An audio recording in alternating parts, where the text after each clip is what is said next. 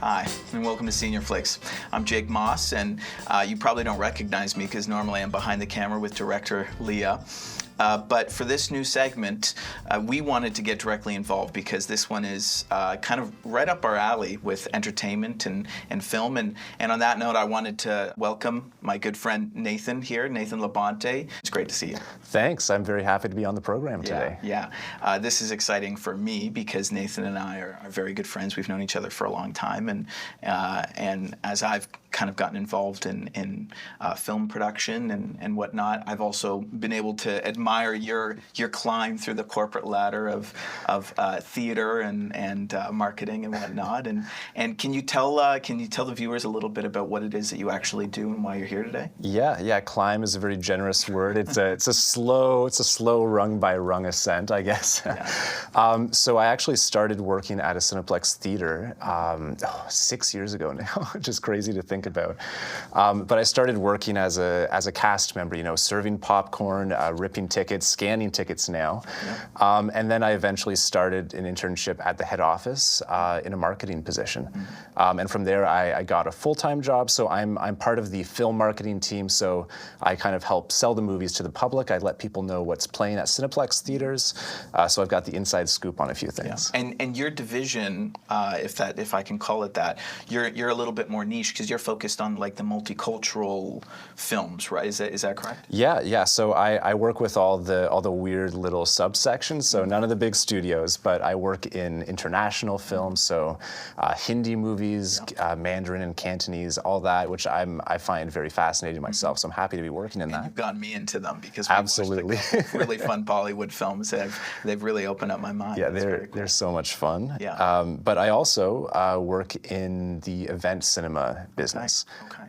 And so event cinema is just a whole cloud of stuff. Okay. And I think that's really what we wanted to focus on because sometimes when you're not part of the, let's call it, I hate using the word, but the key demographic, there are a lot of people who maybe aren't quite so drawn to the loud, the action-y films, all the guns, all the explosions, all the loud music.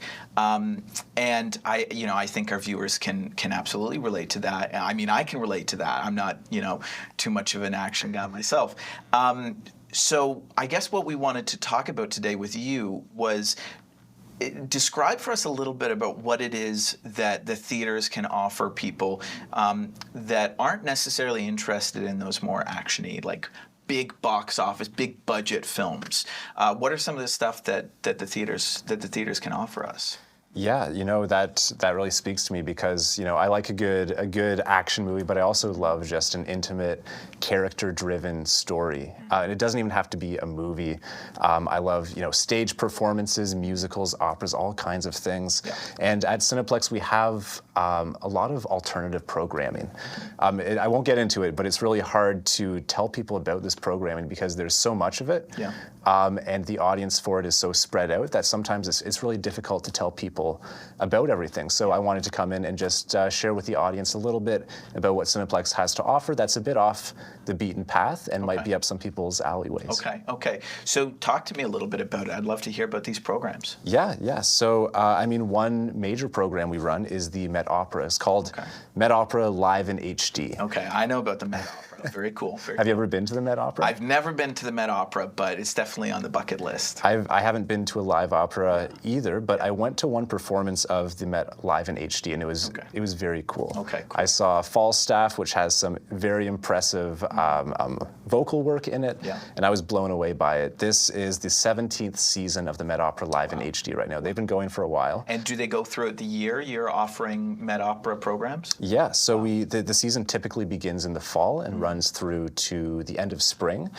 So this year we started with a few new productions. So there was an adaptation of Dead Man Walking. Okay. There was X, The Life and Times of Malcolm X. Okay, yeah. And Florencia en el Amazonas, which was the first Spanish opera to play at the Met, actually. Okay, very cool. Now, I mean, something like that, there's going to be subtitles, so you still get the opportunity to explore it from an outside. Yeah, if there were no subtitles, I'd be lost. I'd just be looking at the screen thinking that looks wonderful, but I have no idea what's happening. For sure. But the amazing thing about this is that, first off, how often do you go to New York? I've never been, so not often. Yeah, hopefully soon, but yes. So you don't always get the chance to see these incredible performances from just amazing vocalists, just hearing the power of their voices and the way they project. Yeah. And it's playing on a huge theater screen.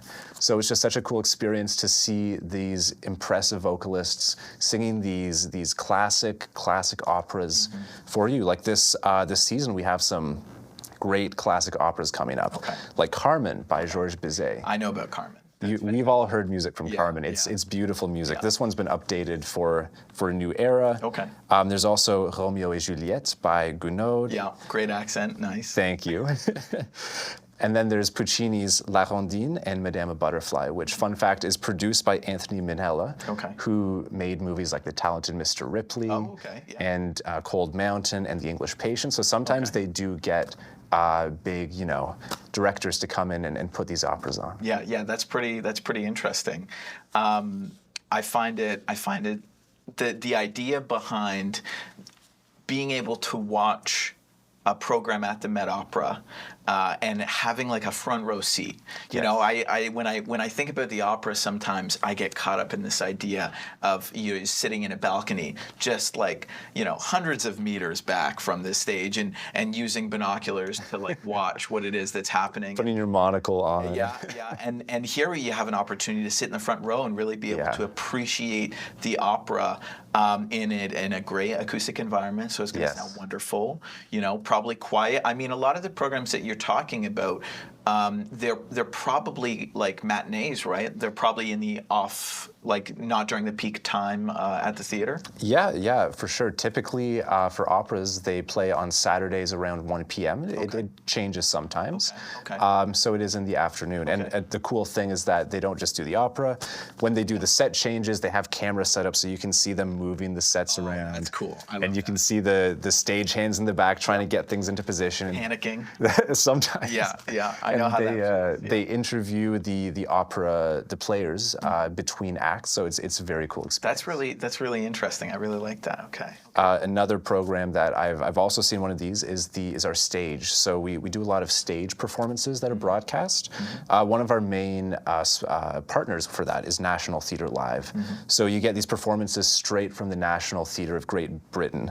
They're typically filmed live and then edited together so that they can play in the cinemas. Very cool. But they do so many great classic plays, like a lot of Shakespeare. So in the past, there's been Othello, there's been Hamlet, there's been others like Cat on a Hot Tin Roof. But they also do great contemporary pieces, like recently the Tony Award-winning Prima Facie with Jodie Comer, which was exceptional. Benedict Cumberbatch has been in a few of them. And then just recently, they played Fleabag, which was a huge sensation, the Phoebe Waller-Bridge one-woman show, which I saw and had a hoot watching.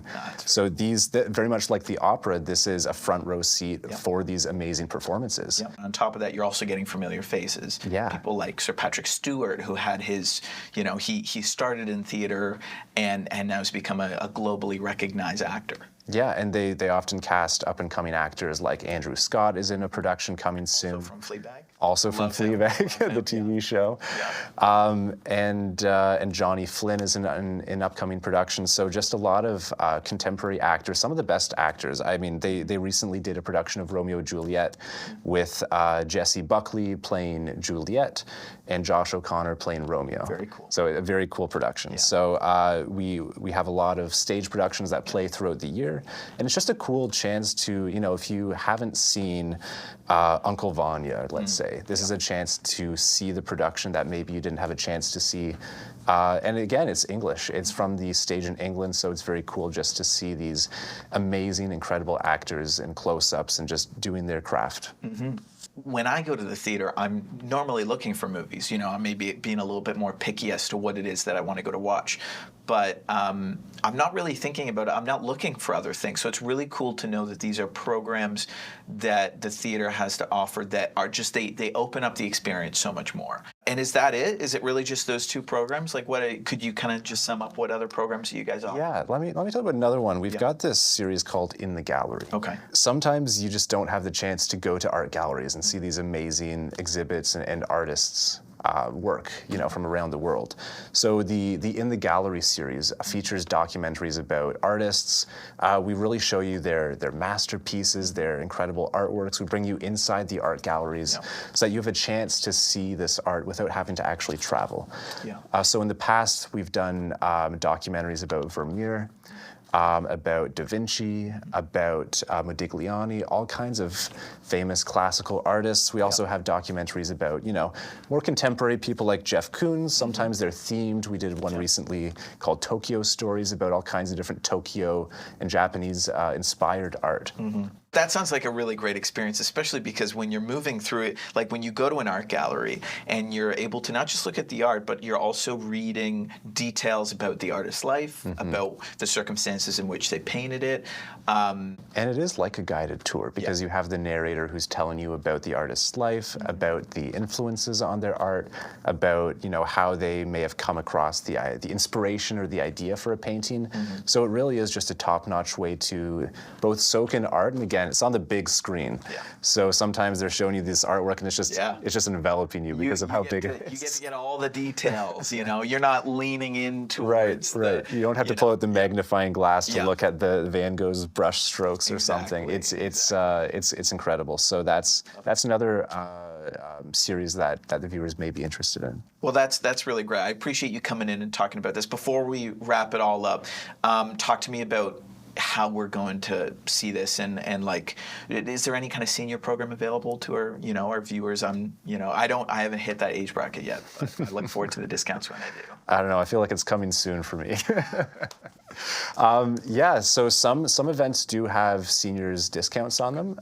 Some of our programs are discounted. It depends on the program. Everyone is a little bit different. So you'd have to check in the theater or online.